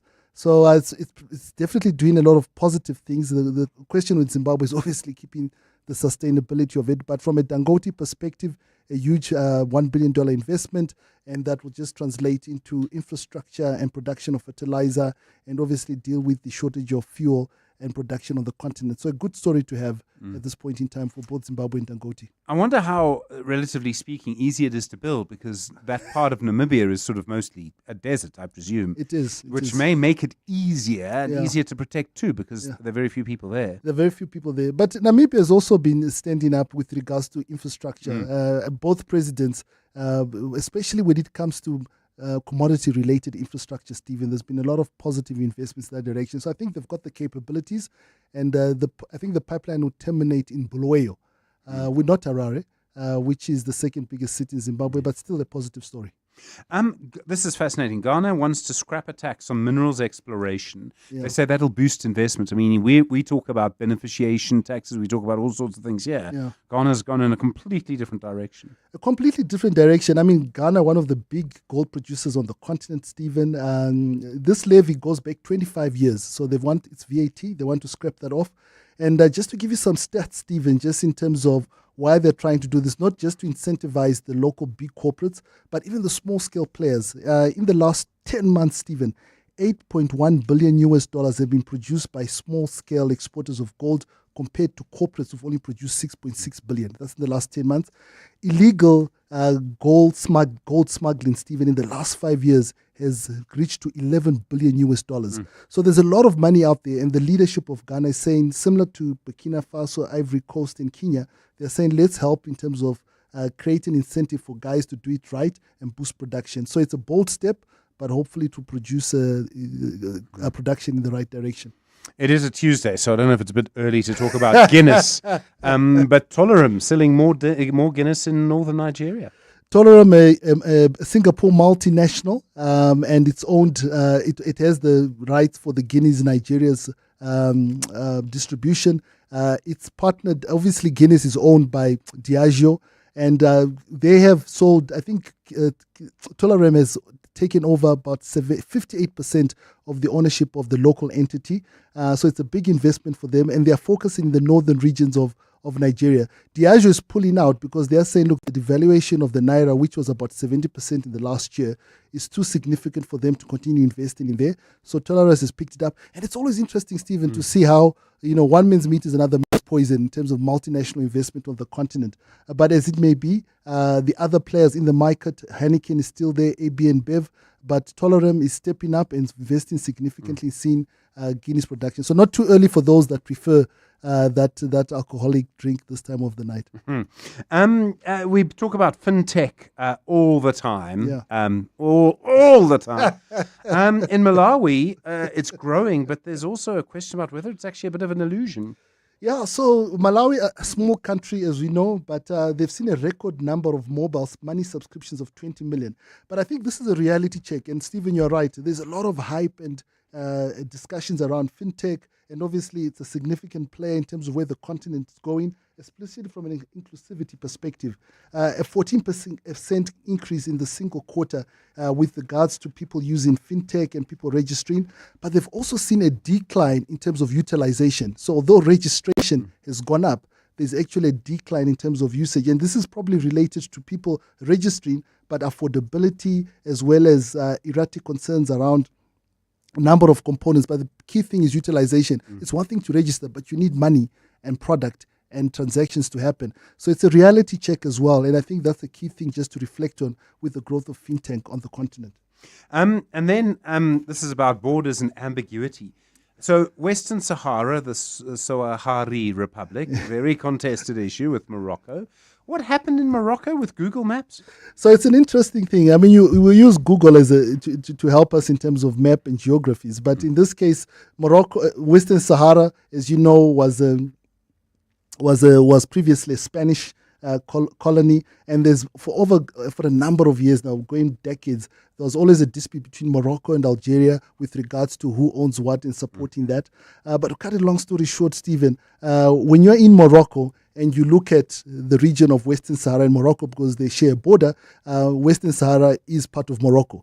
Wow. And then when you are in Western Sahara, then it's not part of Morocco. So it creates a very confusing dynamic with regards to the bigger picture. It's a bit like being in the northern states of the United States and it says Canada's the 51st state or something. I mean, exactly that's it. So it creates a bit of a dilemma and a political conflict. And Google said, guys, that's always been the case. And obviously America is weighed in now in supporting Morocco, etc., etc. But it's a funny thing whereby Google as a technology company has obviously said, we've adjusted the political dynamics from a software perspective, but it's not what's happening on the ground. So it creates a bit of controversy as well, but still an interesting story to follow when you're looking at Google Maps the next time you're driving up into the Western Sahara region. Rotendo, thanks so much. Really appreciate it. Dr. Rotendo Ndingwi, the founding director at Tribe Africa Advisory. Celebrating a decade in South Africa, global law firm Herbert Smith Freehills Kramer is committed to staying and growing on the African continent. The firm's reach is global, with 2,700 lawyers across 26 offices, bringing together local and international knowledge and insights to offer comprehensive legal services that meet your needs. Trust Herbert Smith Freehills Kramer for exceptional results in the transactions and disputes that matter most to your business. Visit hsfkramer.com for more info. Coming up, The Aubrey Masango Show on 702 and Cape Talk. Well, we lie because it's not Aubrey Masango tonight. Wasanga Mahana is in for Aubrey. Wasanga, long time. How's it going? It's been a hot minute. It's good to be here, Stephen. How's it going? I'm looking forward to making sure the house doesn't burn down. Famous last word. You know, everyone laughs until it happened to me. Never mind. Different story. Actually, never mind, on this radio station. What's coming up tonight? Yeah, we'll be kicking off with legal matters, with a board resolution on a company's policy revision by itself, or by its definition, changing existing terms and conditions of employment. It comes after a dispute where there were company policies and individual employment contracts, where a case involved a former employee whose fixed term contract was then allegedly converted to permanent employment through a board resolution. So we'll be chatting to Khalibuwe Modisapodi, who's an employment relations and employee benefits consultant and also accredited commercial mediator who's partnered with Molatudi Advisory. I mean, I think it's a relevant discussion considering the current climate and the many jobs people hold. And then at 9:10, we'll be talking about how to handle different life goals in a relationship, Stephen. I don't know if that's something you'd be familiar with. I want to cycle and she doesn't, yes. So we'll be getting Lee Joy, who's a relationship coach. You know, it's that festive season again. I think there's a lot of different life goals. It could be financial, it could be personal.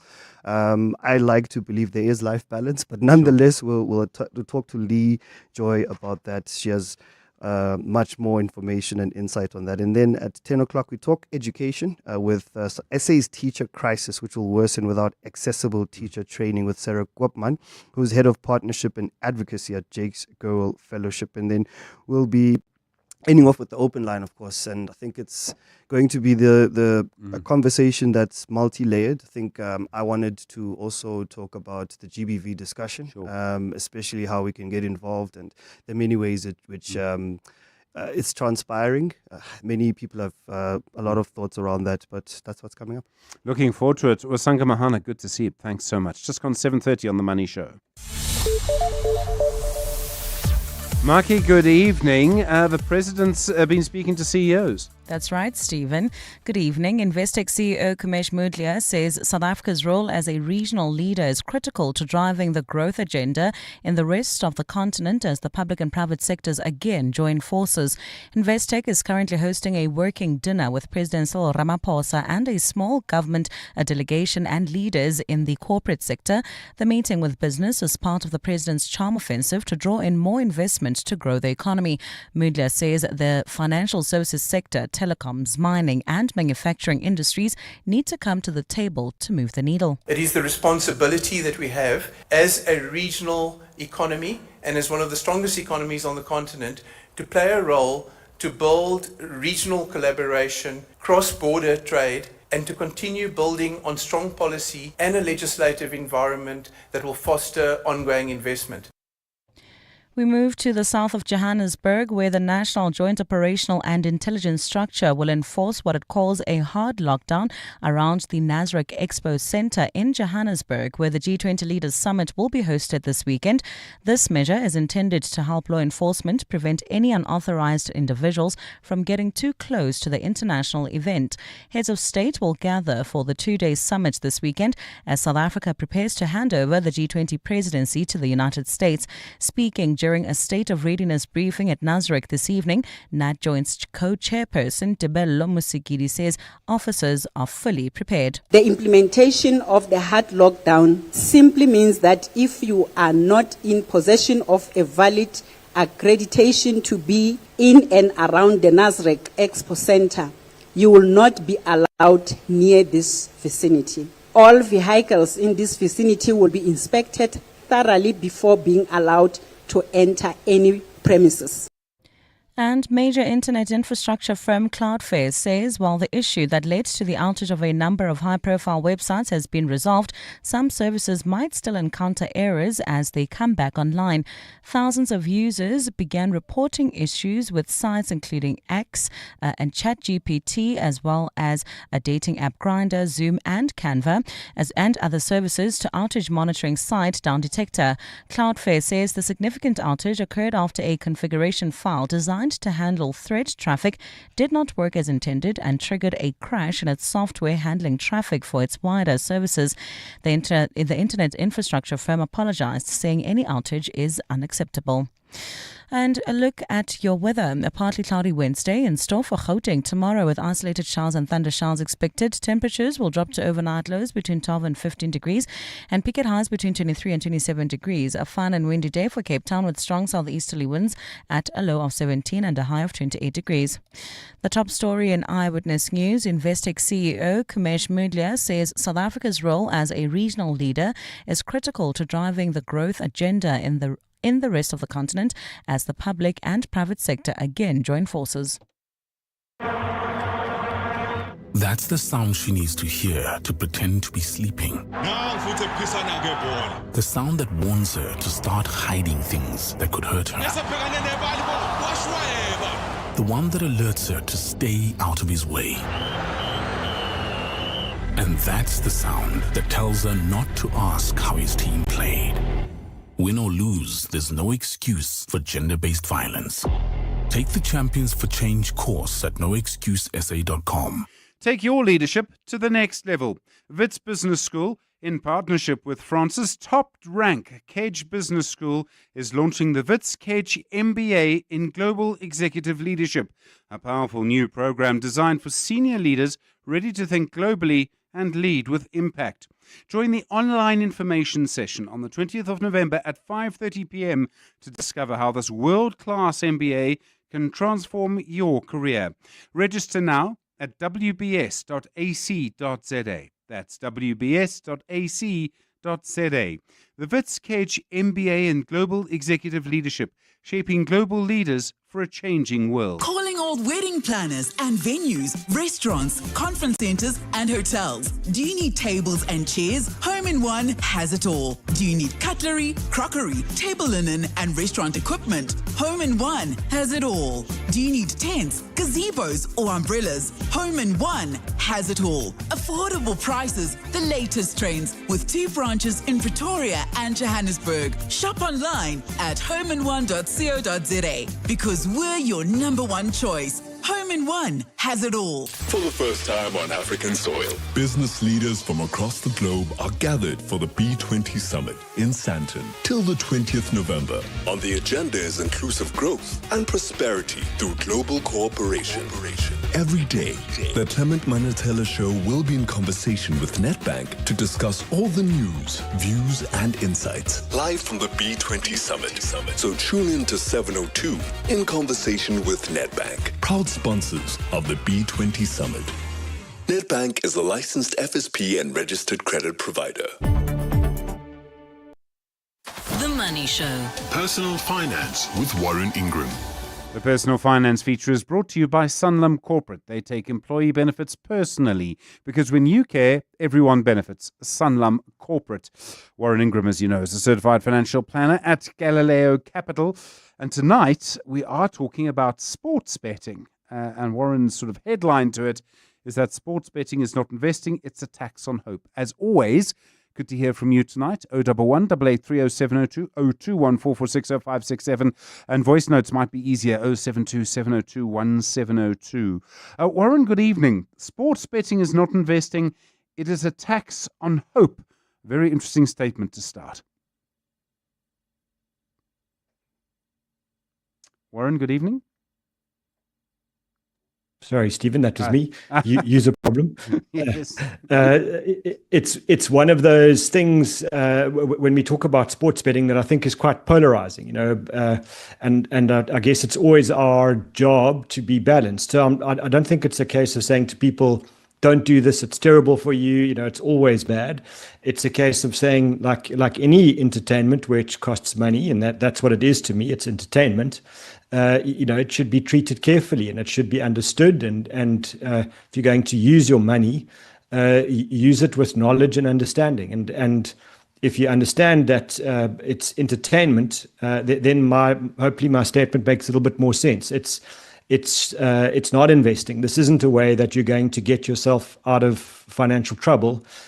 You should treat this in exactly the same way as you would treat going to have a coffee or anything else. It might give you some enjoyment for a period of time, but after that, the money's gone and you carry on with your day. If you're using this as a way of kind of deploying money in the anticipation that you're going to get yourself out of trouble, which is, I think, what does happen from time to time, then it is a tax on hope. You cannot hope that you get yourself out of financial trouble with a bet. It's just not. That's not how the entire industry works, and it would be the same with gambling. You're not there to make money every single time. Otherwise, there wouldn't be a sports betting industry. Okay, part of this is about the idea that I know what is going to happen. So I know the Springboks are playing on Saturday, and I know there'll be another red card. Okay, that kind of feeling. just use that example as a slightly silly example. There's a kind of a feeling of control. I mean, is that part of this?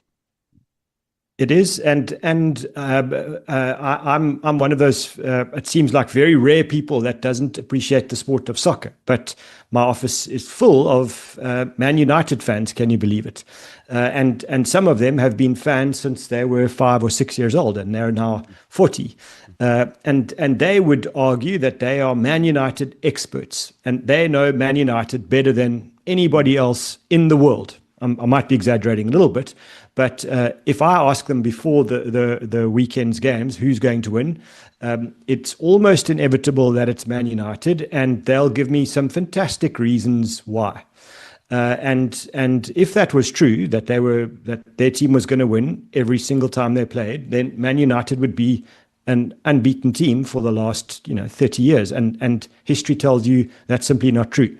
So what we realize is that fans, people who are committed to a sport or a team, they believe they have a special edge because they have been watching their team, glued as fans for years and years and years, and so they know better than anybody else what their team's going to do, and somehow, surprisingly, it lands on the side of positive in most instances, and so they translate that faith and, dare I say, hope into sports betting. They're willing to bet money on their team because they have insight. They feel they know better than everybody else what's going to happen. So that is, to me, an absolute illusion of control. Somehow, I've got more knowledge than you, and I've got more knowledge than the other people who are betting. And often they're supporting another team, and I'm going to make money out of this because I'm an expert.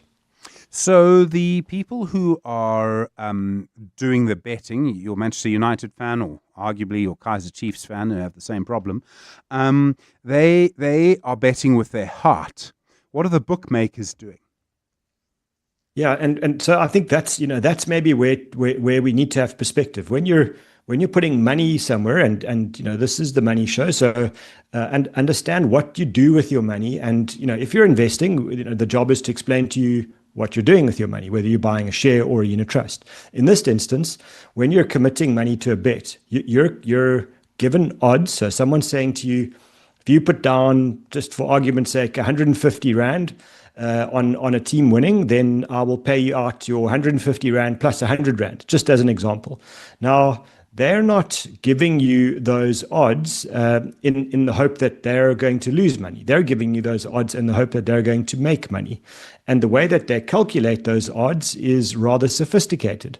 They're not just fans. These are companies that employ very sophisticated algorithms built by data science mathematicians. They research their market incredibly deeply. They will research things that you and I can't even conceive that would relate to a sport. Forget about just the weather, but all the other conditions in the world that possibly could impact the outcome of a game. They will be studying and feeding that into their algorithms to give them the chances of a team coming up with a result, whether it's a win, a draw, whatever the deal is. On the other hand, what we've got is our belief that in our skill set and maybe our friendship circle or whatever we've read on social media, and then we place our bet. Now, in most instances, the odds are going to favor the person giving you the odds. In other words, the data scientists and the mathematicians.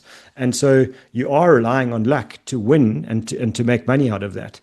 If that's true, then you need to be very careful about how you're going to place those bets, and do you understand these odds correctly? And I think that's where a lot of this can go wrong for people. If you're betting against a very sophisticated business, they're not cheating you. They've given you the odds. Everything you need to know about the deal is known before the time. What you should be very honest and humble enough to say is that the likelihood is that they're going to win. If I put this money down, they're not giving me these odds because they think I'm going to win. And I think a lot of people make that mistake, and they still hope they're going to win. Okay, but at times, I can hear the argument, at times I do win. And doesn't that mean that I know what I'm doing? It does, but now we need to get back to behavioral science, to a little bit of psychology. So what happens, and it happens with investing as well. When people choose individual shares, or they choose cryptos, or they choose currency markets or derivatives or anything where prices can move very quickly, when they make an investment decision or a bet, and in this instance we're talking about betting, and their bet lands correctly as they thought it would, then they will give you a very good reason as to why they won. And if it's me and I say, I think the Springboks are going to thrash Ireland on Saturday, and here are all the reasons. And if I'm lucky enough that that's exactly what happens, I will be the Sunday morning hero, and I'll give you all the reasons as to why that worked out that way. However, if I make the same prediction and I bet money and things go wrong, we get 2 red cards and the weather's terrible and something happens and someone gets injured, then I would put that down to bad luck. It won't be because I made a mistake. And that's psychology. It's not that, suddenly I'm crazy. That's simple psychology. We remember our bets with fondness, and we tend to forget our bets where we were wrong, and we start to blame that on other factors. It couldn't possibly be us. And over time, if we bet consistently, week after week over a 6 or 7 match series, and we're right twice, we'll remember those wins and we'll forget the losses. A year from now, we'll only remember the wins. And if we're betting consistently, that's pretty dangerous, because now we start to believe in our skill and not the element of luck. Okay, so, and isn't this the problem, is that you remember the wins, and that's really strong psychological. It's like, strong psychologically, it's like when people remember being young, and they hear music from when they were young and they think the world was better. In South Africa, the world was not better. And yet people really believe it because of where they were at the time. They were young. It's the same kind of thing. You remember that rush of victory, and you don't really remember anything else. Exactly, and so we my favorite phrase to people who were lucky enough to choose a share that did incredibly well is, don't confuse luck and skill. And so when you're betting, you are absolutely riding on the element of luck. And so when you are lucky enough to win, you need to make sure that you win with humility and understand that you were lucky, and that you don't have some special insight that now makes you way better than tens of thousands of other people and data scientists and very sophisticated computers and algorithms, etc. You were lucky. And that's okay. I'm not a critique. It's just that you need to remind yourself that you are doing something for entertainment, and that's not that you have a special skill. There might be the very few people who are mathematical geniuses and can work out odds to the 1,000th percent of a fraction of a percent and figure out that sometimes the odds are wrong, and that might happen in very rare instances. But for the very vast majority of us, even those that studied maths at school and university, we're always going to be lucky when we win, and we need to know that, especially when we then start to accumulate those losses. Okay, there are also, I suppose, in everything, but particularly in this, some real costs, and it's not just about the money that you lose. Yeah, and I've noticed, in the kind of broader media world now, kind of commentary around sports betting and what's being done with money, and so the job here is for people to understand, what is it costing you. If you're listening to this and you are one of those people that says, I don't mind, I'm happy to put in 500 Rand a month, and it's just a little flutter and it's a bit of fun. If you're in a strong financial position and 500 Rand a month is not making your credit card debt worse and help, getting the big personal loans and overdrafts, etc., then good for you. Carry on. And the context of that is it's money that you're prepared to spend on a coffee, and you're not doing it on a coffee, you're now doing it on sports betting. But if you are in financial trouble and you've got debt compounding against you, work out that 500 Rand a month is actually getting you to 6,000 Rand a year. and that's 6,000 Rand a year. What could you have done with it? Could that have got you out of the debt hole that you're in at the moment? And I think a lot of the time I call it the small bet trap. So I'm just going to take a quick flutter. I noticed the other day on my phone, Stephen, that now in my banking app I can take a flutter on sports betting sites with small amounts of money. Now, do 50 Rand here and there, and if you do that every week, suddenly $50, which doesn't feel like a lot on its own, is 2,600 Rand a year. But 500 Rand a week gets you to 26,000 Rand a year. That becomes really meaningful money, and we break it up into those small amounts to make it seem palatable, to make it seem that it's not such a big deal. And for people in this space, that's the point. Are you in a trap of betting here where you're fooling yourself? An element of self-delusion, thinking that it's not such an expensive thing for me to do, because that's the number you need to work out is, what is this over a year? Warren Ingram is the co-founder of Galileo Capital. We're talking about sports betting versus investing. And a question that's come through from Luke for you, Warren. My daughter is starting university next year. We didn't save enough in an education policy. Should we take out a student loan, or should I borrow against my house because the interest rate is lower? We'll have an answer for you from Warren in a moment. 10 minutes state. As leaders in renewable energy finance, Nedbank has a track record spanning over 100 years. From pioneering large-scale solar and wind farms to financing complex energy infrastructure in emerging markets, Nedbank offers clients deep sector expertise, combined with the ability to navigate the unique challenges of Africa's just energy transition. See money differently. Nedbank. Nedbank is a licensed FSP and registered credit provider. Corporates That Care promotes and encourages corporate leaders and all citizens to walk the talk for a better South Africa. Catch Corporates That Care this Wednesday at 10 to 9 featuring iStore. Their CEO, Chris Dodd, will be in conversation with Bongani Bengwa. Join us every Wednesday as we highlight the efforts of companies and brands dedicated to building our country. Corporates That Care is a Prime Media Cares initiative with 702 and Prime Media Outdoor. 702, let's walk the talk and make a difference together. At Chamberlain's, there's something for everyone. From building supplies for the home renovators to garden essentials for the homemakers. From power tools for the DIY doers to painting supplies for the patio Picassos. We even have coffee for the slightly sleepy and snacks for the young ones. And for the ones who can never quite find what they're looking for, we have you covered too. With our promise to find and source whatever you need. Chamberlain's, famous for hardware since 1903.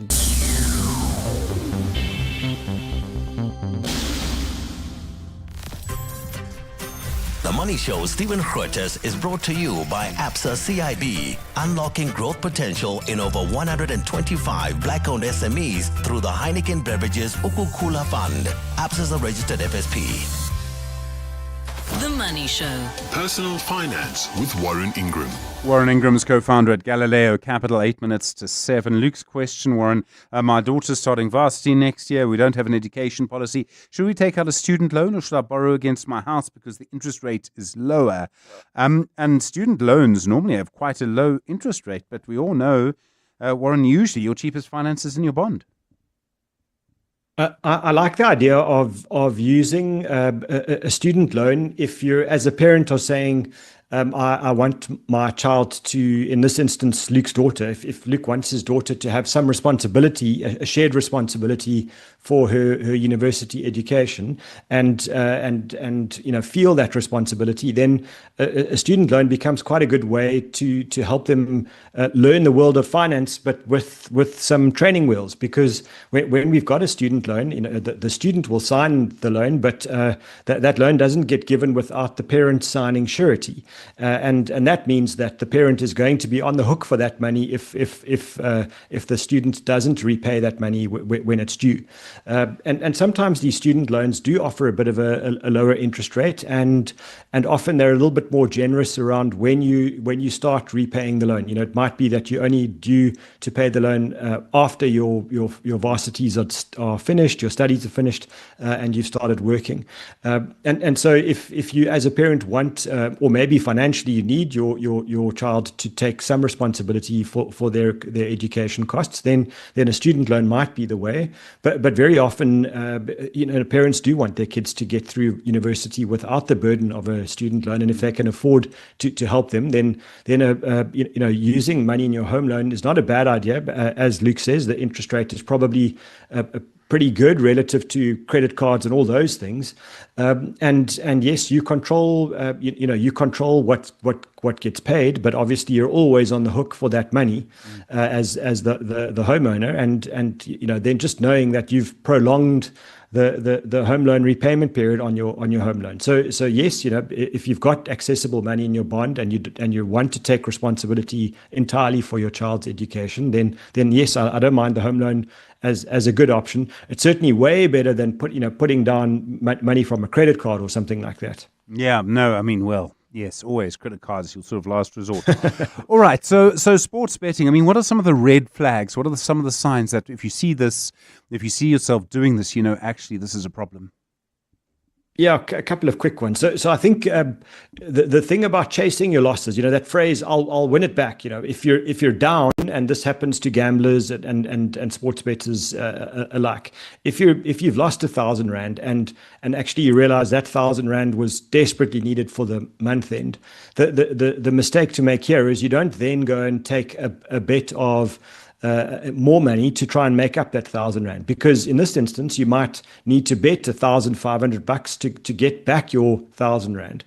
All good and well if your bet wins, but remember you're in the hole because your bets were losing you money. And so if you now bet another 1,500 to try and win back the 1,000 you've lost, you could be in a situation where you've lost 2,500 rand, and then your hole is just deeper and deeper and deeper. So just to understand, this I'll win it back, chasing your losses is just not a way to work on this. It means that you should realize that you're going down a path you need to stop. Some of the other warning signs for me are, are you betting money that's actually needed to pay for electricity or to pay for rent or to, buy food? Because if you are, that should be a major red flag. And people are doing that. There are people out there that are in that situation. And then maybe if you're a little bit ashamed to talk to your family, to talk to your life partner about this, that's a sign you might have an issue here. You might have a problem, and transparency and being clear, means maybe you've got this. You don't have a problem. You've got it under control. But if you're ashamed about this, that's a real sign to you that you can't. You might have an issue and you can't share that with people. And then maybe the last one is are you much more focused on winning a bet than watching the game that you're interested in? Back to our example of the soccer fans. If you're much more emotionally invested in the bet and being right on a bet than actually just watching your favorite team play their game, it could be a red flag. And again, money's involved here. Yeah, no, absolutely. I mean, I really like the idea of the issue of if you're betting with for money where you need to pay for your bills or you just need to win one. I mean, that sort of hunger for it, that becomes quite difficult. Is there a particular one single action you could take that might just sort of reveal all, if you like? If some of these red flags that I've alluded to are there for you and you're struggling with this, maybe you're just realizing that you're struggling with this, then can you go for a month without placing a bet and just let that money accumulate in a savings account or pay down some debt? And if you can, just see what that does for you. See what it does to your emotional state, to your stress levels, obviously to your financial position, and get yourself out of that debt issue. And when you can do sports betting for fun and for entertainment and not to get by because of one of these red flags, then by all means go back to it. But don't do this. Don't carry on and keep betting month after month or week after week if you're raising some of these red flags for yourself. Yeah, no, I think that's really good advice. Just try and see what happens if you stop for a month, and then if it's fine, you can go back. But just try and see it, and I think that often just that time, gives people a lot of incentive. I know so many people who've stop smoking by keeping one cigarette and saying, if I need it, I can have it. It's there. And somehow it gives them the strength to not go back. It's a very interesting thing. Warren, thank you very much indeed. Really appreciate it. Personal Finance with Warren Ingram. He's the co-founder of Galileo Capital. Decision makers like yourself help the South African workforce plan beyond payday. The Sanlam Umbrella Fund gives employees a clear path from payslip to pension with free retirement benefits, consulting and other value-added benefits. You get support at every step. They get dignity in retirement. That's care in action. And when you care, everyone benefits. Partner with Sanlam Corporate by visiting sanlamcorporate.co.za. Build South Africa's age of confidence together. The Money Show, Stephen Grootes, is brought to you by ABSA CIB, unlocking growth potential in over 125 black-owned SMEs through the Heineken Beverages Ukukula Fund. ABSA is a registered FSP. Well, still a tough day in the United States after a tough day on the JSE. The Dow Jones down 0.89%, the Nasdaq down 1.38%, the S&P 500 down 0.94%. All about valuations and tech valuations once again. The B20 is starting, of course, just a few blocks away from where I'm speaking to you now. We'll have live coverage of that tomorrow. Don't forget, 702's John Perlman and Clement Maniatella will be live from the B20 tomorrow as well. We'll see you then. Good evening. It's 8 o'clock. This is EWN. Good evening, I'm Mikey Malapo. President Cyril Ramaphosa has doubled down on calls for beneficiation amid efforts to capitalize on Africa's minerals. Ramaphosa made the comments at the opening of the Platrief mine in Mokopane in Limpopo, making it the world's largest undeveloped precious metals project. The presidency has described the landmark opening as a significant